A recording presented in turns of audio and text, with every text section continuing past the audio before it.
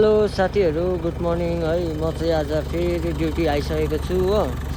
त्यहाँदेखिको machine start गरेर यहाँनिर हल्का तताउँदैछु। त्यहाँदेखिको आजको काम कुरोहरू चाहिँ यहाँनिर यस्तै छ हो। यहाँनिर आज प्लम हुँदैछ।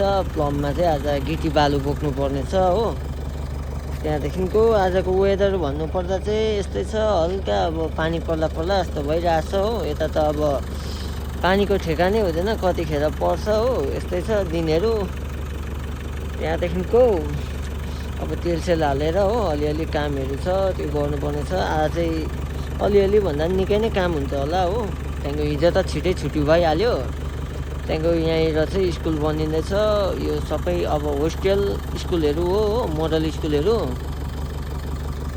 यहाँदेखिको आज यहाँबाट चाहिँ हिउँ फेरि तपाईँको छेउमै देख्छ हो। हिमाल चाहिँ यहीँनिर छेउमै देख्छ हिमालहरू चाहिँ यहाँबाट।